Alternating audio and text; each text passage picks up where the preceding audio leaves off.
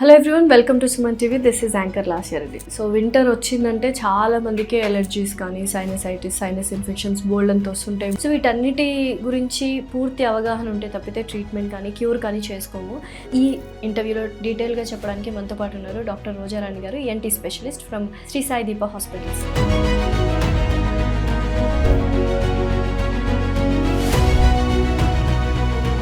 నమస్కారం రోజారాణి గారు. నమస్కారం. ఎలా ఉన్నారు? Yeah good. మీరు ఎలా ఉన్నారు? I'm good, thank you. So first of all మనకు వింటర్ అంటేనే భయం వేస్తుంది అండ్ జలుబు అంటే ఇంకా ఎక్కువ భయం వేస్తుంది. బట్ ఈ ఏరియాలో మనకి ఏదైతే ప్రాబ్లం ఉంటుందో దానివల్ల ఏంటంటే రోజంతా ఇరిటేటింగ్గా ఉంటుంది, ఏ వర్క్ చేసుకోలేము. సో కొంతమందికి డస్ట్ పడదు, బట్ వాటికి అంటే అది అలర్జీ అంటారు, లేదు కొంతమందికి సైనస్ ఉంటుంది అంటారు.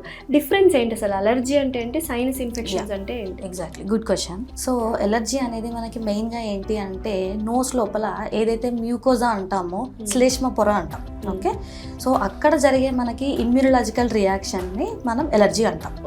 సో అదేంటి అంటే మనకి బ్లడ్లో ఉన్న ఏదైతే IgE యాంటీబాడీస్ ఉంటాయో ఆ యాంటీబాడీస్ వల్ల మనకి ఎలర్జీకి రెస్పాన్స్ అనేది వస్తుంది. సో మెయిన్గా మనం ఎప్పుడైతే ఏదైతే మనకి ఎలర్జన్ పడదు, లైక్ ఫర్ ఎగ్జాంపుల్ డస్టే అనుకోండి, సో అలా మనం ఎప్పుడైతే ఎక్స్పోజ్ అయ్యామో ఆ సెల్స్ అనేవి యాక్టివేట్ అయిపోతాయి, అలా మనకి సిమ్టమ్స్ అనేవి స్టార్ట్ అవుతాయి. ఓకే, సో మెయిన్గా మనకి ఎలర్జీ అనేది జెనెటికల్ ప్రాబ్లం.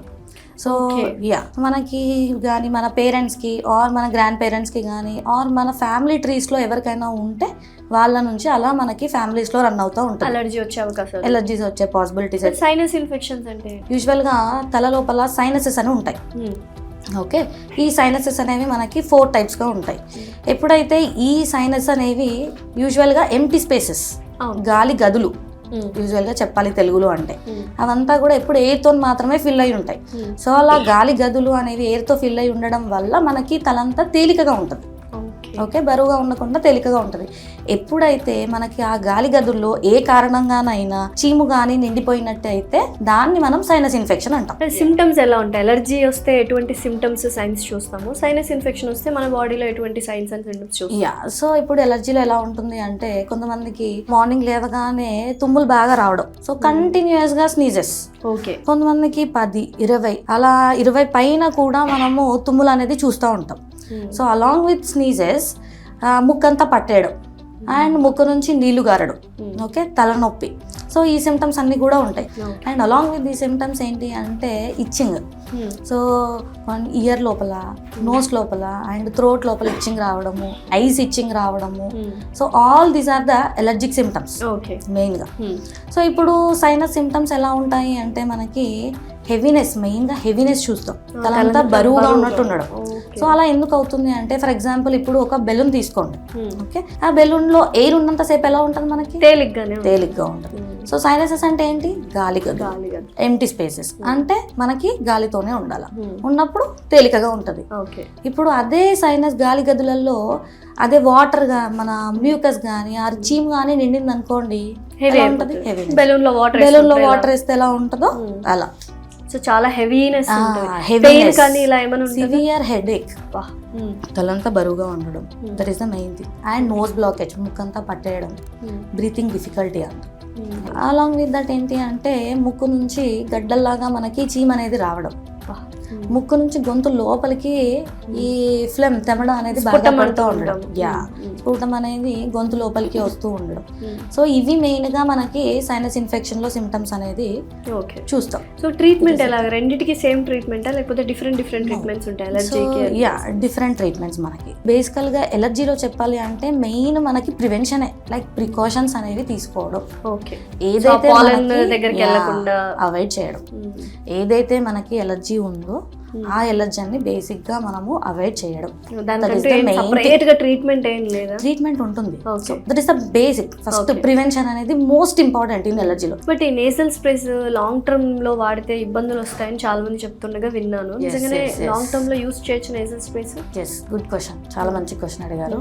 సో ఇలా మనము కొంచెం ముక్కు పట్టేసిందా ఫార్మసీకి వెళ్ళడమా, డ్రాప్స్ స్ప్రేస్ తీసుకోవడము, వాడడము, ఇదంతా చేస్తూ ఉంటాం.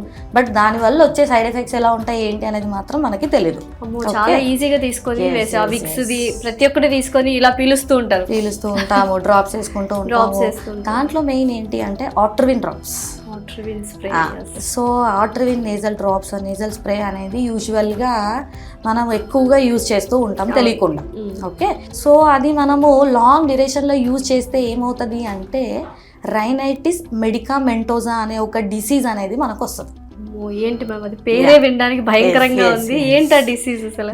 సో దాంట్లో ఏమవుతుంది, అసలు మనం నార్మల్గా ఆట్రివిన్ డ్రాప్స్ ఎందుకు వాడతాము, ఎప్పుడైతే మనకి నోస్ లోపల మొత్తం బ్లాకేజ్ క్రియేట్ అయిపోయి ఈ ఎలర్జీస్లో కానీ సైనస్ ఇన్ఫెక్షన్స్లో కానీ ఏదైతే నోస్ లోపల కండ పెరగడం అంటాం, ఓకే, వాటి కోసం కానీ ఆ అక్యూట్ కండిషన్స్లో మనము ఈ నేజల్ స్ప్రేస్ వాడతాం. అవి ఏం చేస్తాయి అంటే ఏవైతే మనకి బ్లడ్ వెజిల్స్ అనేవి వాపు వస్తాయో ముక్కు లోపలంతా కూడా వాటిని తగ్గిస్తాయి.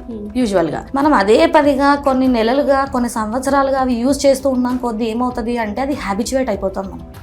అంటిల్ అండ్ అన్లెస్ మనం మళ్ళీ ఆ డ్రాప్స్ అనేది యూజ్ చేస్తే తప్ప ఆ బ్లడ్ వెజిల్స్ అనేవి సైజ్ అనేది తగ్గదు.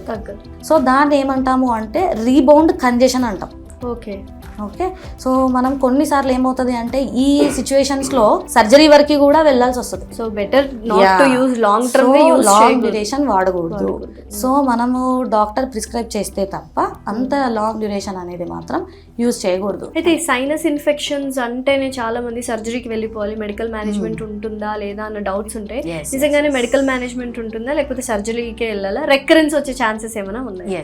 సో ఇప్పుడు మనకి ఈ సైనస్ ఇన్ఫెక్షన్ అనేది 2 types, like acute phase and chronic phase అని ఉంటుంది. ఓకే, ఈ అక్యూట్ అంటే ఏంటి అంటే మనకి less than 6 weeks. ఓకే, ఆ less than 6 weeks డ్యూరేషన్లో మనకి సిమ్టమ్స్ ఉన్నాయి అంటే that is called as an acute.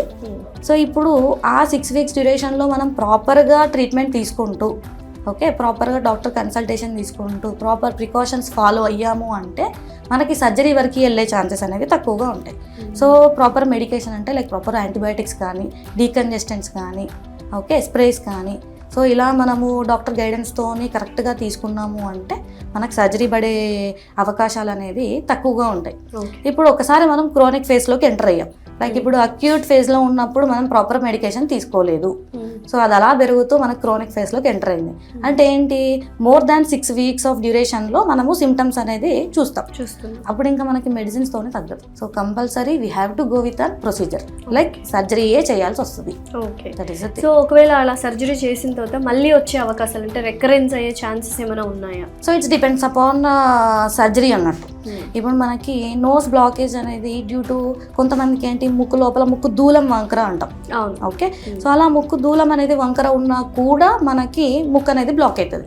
ఇప్పుడు దానికోసం మనం సర్జరీ చేసామే అనుకోండి, ఆ బోన్ అనేది పెరిగే అవకాశం అయితే ఉండదు. ఒకసారి మనం తీసేసిన తర్వాత పెరగదు. ఎందుకంటే టిల్ 18 years వరకు మాత్రమే ఆ బోన్ గ్రోత్ అనేది చూస్తాం. 18 years తర్వాత మనకి బోన్ గ్రోత్ అనేది ఉండదు. బట్ ఇంకో కొన్ని కేసెస్ ఉంటాయి. ఎలా అంటే ఇప్పుడు బోన్ ఈ డీవియేషన్ ఉంటుంది, లైక్ ముక్కు దూలం అనేది వంకర ఉండడము, అలాంగ్ విత్ దట్ ఎలర్జీ ఉండడము, సైనస్ ఇన్ఫెక్షన్ రావడం, ఈ కేసెస్ ఉంటాయి.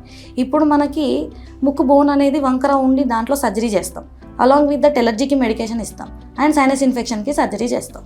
వాళ్ళు ఏం చేయాలి, పోస్ట్ సర్జరీ ప్రాపర్ ప్రికాషన్స్ అనేవి ఫాలో అవ్వాలి, ప్రాపర్ మెడికేషన్ వాడాలి. ఎందుకంటే ఎలర్జీ అనేది that is an life long issue, that is an genetical. Okay, so మనకి ఎలర్జీకి అనేది పర్మనెంట్గా క్యూర్ ఉంది 100% పోతుంది అనేది అయితే మనం చెప్పలేము. ఎందుకంటే ఎలర్జీ సెల్స్ అనేవి మన బ్లడ్ లోపల ఉంటాయి. సో మనం కంప్లీట్ బ్లడ్ని ప్యూరిఫై చేయలేము. సైనస్ అలా కాదు, వీ కెన్ ట్రీట్. సో మనకి ఆ ఎలర్జీ నుంచి సైనస్ ఇన్ఫెక్షన్ అనేది అవ్వకుండా మనం ఎలర్జీ స్టేజ్లో ఉన్నప్పుడే మనం ప్రాపర్గా ప్రివెంట్ చేసుకుంటే బెటర్ రిజల్ట్స్ అనేవి మనకు. నిజంగానే ఈ సైనస్ ఇన్ఫెక్షన్స్ని నెగ్లెక్ట్ చేస్తూ ఉంటారు. సో ఎంత డేంజరస్ మ్యామ్ అవి అట్లా నెగ్లెక్ట్ చేస్తే? సో కొన్ని కేసెస్లో మనము చూస్తాం, లైక్ ఇప్పుడు సైనసెస్ అనేవి మనకి బ్రెయిన్కి ఉన్న ఈ ఐస్కి దగ్గరగానే ఉంటాయి, తల లోపల ఈ పార్ట్లో మనకి దగ్గరగా ఉంటాయి. సో మనకి ఈజీగా ఈ సైనస్ ఇన్ఫెక్షన్ అనేవి ఐస్కి బ్రెయిన్కి స్ప్రెడ్ అయ్యే ఛాన్సెస్ ఎక్కువ. కాంప్లికేషన్స్ అలా కూడా మనకి అయ్యే ఛాన్సెస్ ఉంటాయి. ఇప్పుడు మనకి what are the danger signs, ఎప్పుడు మనం ఇమ్మీడియట్గా హాస్పిటల్కి వెళ్ళాలి, ఇమ్మీడియట్గా మెడికేషన్ స్టార్ట్ చేయాలి అని అంటామంటే ఎప్పుడైతే మనకి కళ్ళంతా రెడ్గా అయిపోవడం, ఎర్రగా అయిపోవడం, ఈ ఐలిడ్స్ అంతా స్వెల్లింగ్ రావడం, ఉబ్బిపోవడం మొత్తంగా. ఓకే, సో మనకి డేంజరస్ సైన్స్ కూడా ఉంటాయి. అలాగే మనకి ముక్కు నుంచి థిక్ డిశ్చార్జ్ రావడం, చీము లాంటిది రావడం, బ్లడ్ రావడం. ఓకే, అండ్ అదే కాకుండా సివియర్ హెడేక్, పర్సిస్టెంట్గా సివియర్ హెడేక్ ఉంటుంది అండ్ బ్లరింగ్ ఆఫ్ విజన్, చూపు అనేది తక్కువ అవడం. అప్పుడు ఇమీడియట్గా రష్ అవ్వాలి. So all these are the emergency signs. So అప్పుడు మనం హాస్పిటల్కి వెళ్ళాలి. సో ప్రాపర్ ఎవాల్యుయేషన్ అనేది కూడా ఇంపార్టెంట్ ఇందులో. సో ఏం చేస్తాము అంటే ఎండోస్కోపీ చేస్తాం, nasal endoscopy, along with that CT scan, MRI, ఇవన్నీ చేసి మనకు అసలు లోపల ఎక్కడి వరకు స్ప్రెడ్ అయింది ఇన్ఫెక్షన్ అనేది చూసుకోవాలి.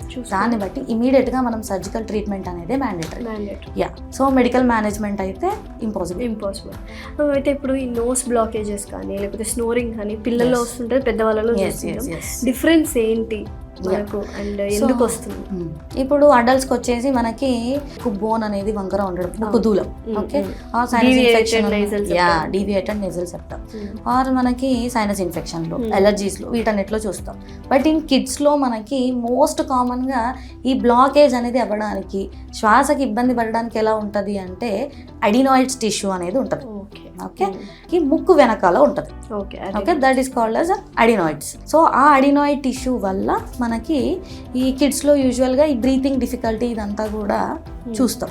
ఓకే, ఇప్పుడు సిమ్టమ్స్ కానీ సైన్స్ కానీ ఎలా వస్తాయి అంటే మనకు nose blockage and wheezing sound రావడం ఇవన్నీ ఉంటాయా? ఎగ్జాక్ట్లీ. సో ఇప్పుడు మనకి నోస్ బ్లాకేజ్తో పాటు లైక్ బ్రీతింగ్ డిఫికల్టీ, గాలి తీసుకోవడానికి ఇబ్బందితో పాటు గురక, మెయిన్ థింగ్, పెద్దగా గురక రావడం.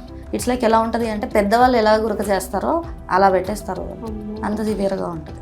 ఓకే, నోరు తెరిచి పడుకోవడం, స్లీప్ డిస్టర్బెన్సెస్, అసలు సరిగా పడుకోలేరు. కొంతమంది కిడ్స్లో అయితే ఈవెన్ కూర్చొనే పడుకుంటారు, అంత సివియర్గా డిఫికల్టీ ఉంటుంది. ఓకే, అండ్ ఫేస్ కూడా చేంజ్ అవుతుంది, ఫేషియల్ చేంజెస్ కూడా ఉంటాయి. ఎప్పుడైతే మనము క్రానిక్ స్టేజ్లోకి వెళ్ళిపోతామో, క్రానిక్ అడినాయిడిటిస్ అంటాం, ఆ స్టేజ్లోకి వెళ్ళిపోతాము, అప్పుడు మనకు అన్ని టీత్ షేప్ కూడా చేంజ్ అవుతుంది. క్రౌడెడ్ టీత్, దగ్గరగా రావడం, పళ్ళన్నీ కూడా హై ఆర్చ్డ్ ప్యాలెట్ అంటాం. ఓకే, అంగిటంతా కూడా పైకి హై ఆర్చ్డ్గా రావడం పైకి. సో అలా ఉండడం వల్ల ఫేస్ లోపల కూడా చేంజ్ అవుతుంది, అడినాయిడ్ ఫేస్. చిన్నప్పుడే రెక్టిఫై చేసుకోవడం బెటర్. సో మనం స్టార్టింగ్ స్టేజ్లోనే దాన్ని కరెక్ట్గా ఐడెంటిఫై చేసుకొని ప్రాపర్గా ట్రీట్మెంట్ తీసుకుంటే మనకి బెటర్ రిజల్ట్స్ అనేవి ఉంటాయి. ఏంటి అసలు ట్రీట్మెంట్ ఎలా ఉంటుంది? సో యూజువల్గా మనకి అడినాయిడ్స్ అనేవి గ్రేడింగ్ ప్రకారం మనం ట్రీట్మెంట్ అనేది చేస్తాం. సో యూజువల్గా దాంట్లో మనకి 4 గ్రేడ్స్ ఉంటాయి, గ్రేడ్ 1, 2, 3 and 4. ఓకే, 1, 2 అనేది మనం కామన్గా అందరి పిల్లల్లో చూస్తాం, that is normal one. So 3 and 4 ఉన్నాయి అంటే మాత్రమే మనం కంపల్సరీ సర్జికల్ ట్రీట్మెంట్ వరకు కూడా వెళ్ళాల్సి వస్తుంది based on that grading. So ఎట్లా అంటే మనకి అడినాయిడ్స్ అనేవి నోసు వెనకాల ఏదైతే మనకి గాలి వెళ్ళే ట్యూబ్ ఉంటుందో, ఎయిర్వే, ఆ ఎయిర్వేని అబ్స్ట్రక్ట్ చేస్తాయి. సో ఇప్పుడు 3 and 4లో ఏంటి అంటే 75% to 100% ఆఫ్ ఎయిర్వే అనేది కంప్లీట్గా బ్లాక్ అయిపోతుంది. సో అలా బ్లాక్ అయిపోయినప్పుడు సివియర్ సిమ్టమ్స్ చూస్తాం వాళ్ళలో మనం. సో కొంతమందిలో ఏంటి అంటే ఈ గ్రేడ్ 4, గ్రేడ్ 3 ఉన్న కిడ్స్లో ఇయర్ ఇన్ఫెక్షన్స్ కూడా వస్తాయి. ఓకే, సో ఎందుకు అంటే మనకి అడినాయిడ్స్ దగ్గరలోనే ఈ ఇయర్కి కనెక్షన్ ఉన్న ట్యూబ్ అనేది ఓపెన్ అవుతుంది, ఇస్టీషియన్ ట్యూబ్ అంటాం, ఆ ట్యూబ్ అనేది ఓపెన్ అవుతుంది. ఓకే, సో దానివల్ల ఏంటి అంటే మనకి ఆ మ్యూకస్ అంతా కూడా ఈ కనెక్షన్ ట్యూబ్ నుంచి చెవి లోపల ఏదైతే చెవి పొర ఉంటుందో ఆ పొర వెనకాల మొత్తం మనకి మ్యూకస్ కానీ వాటర్ కానీ చేరిపోతుంది. ఆ కండిషన్ని మనం సీరియస్ ఓటైటిస్ మీడియా అంటాం. సో దానివల్ల ఏమవుతుంది, వాళ్ళకి హియరింగ్ ఇంపైర్మెంట్, వినికిడి కూడా తగ్గుతుంది. మనం ఆ లక్షణాలు కూడా చూస్తే అడినాయిడ్ టిష్యూ రిమూవ్ చేసినప్పుడు ఇమ్యూనిటీలో ఏమైనా లోపాలు కానీ ఎఫెక్ట్ అవుతుందా ఏంటి? So most common question from the parents ఇదే మనకి.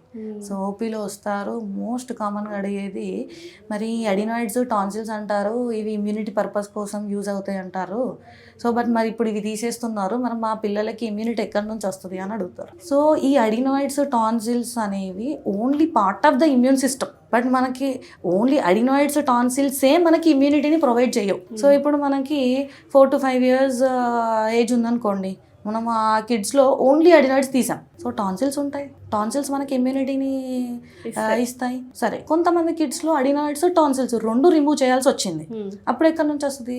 మనకి బ్లడ్ లోపల ఇమ్యూన్ సెల్స్ ఉంటాయి కదా, ఆ ఇమ్యూన్ సెల్స్ కూడా మనకి టేక్ కేర్ చేస్తాయి. సో ఇప్పుడు మనం ఒక పార్ట్ తీసేసాము అంటే బాడీలో ఉన్న నెక్స్ట్ పార్ట్ ఆ పని తీసుకుంటుంది. సో అలా మనకి ఆ బ్లడ్ సెల్స్ అనేవి, ఇమ్యూన్ సెల్స్ అనేవి పెరుగుతూ ఉంటాయి. సో ఇమ్యూనిటీని పెంచుతూ వరి అవ్వాల్సిన అవసరం అయితే లేదు, ఏం ఇబ్బంది అయితే ఉండదు. అయితే సర్జరీ అయిన తర్వాత మళ్ళీ రెకరెంట్ గా వచ్చే ఛాన్సెస్ ఏమైనా ఉన్నాయా? Exactly, good question.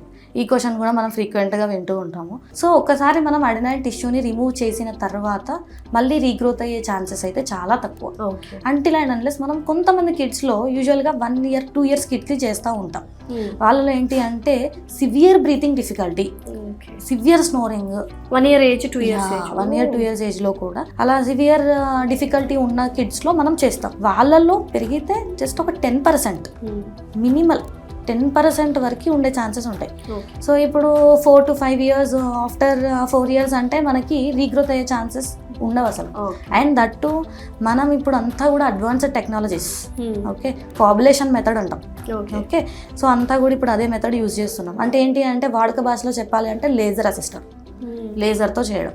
సో అలా చేయడం వల్ల ఏంటి అంటే కంప్లీట్గా మనం అడినైల్ టిష్యూ అంతా కూడా రిమూవ్ చేస్తాం. మొత్తం కంప్లీట్గా రిమూవ్ చేయడం వల్ల మళ్ళీ రీగ్రోత్ అయ్యే ఛాన్సెస్ అయితే ఉండవు. ఇప్పుడు 1 year 2 yearsలో కూడా జస్ట్ 10% పెరిగినా కూడా అది మనకు సర్జరీ చేయాల్సిన అవసరం ఉండదు. సర్జరీ చేసేంత గ్రోత్ ఉండదు. ఆ 10%కి మనకి ఎయిర్వే బ్లాకేజ్ అనేది ఉండదు. సో మనం పెద్దగా వరి అవ్వాల్సిన పని లేదు, రీగ్రోత్ అయ్యే ఛాన్సెస్ అయితే. Thank you so much.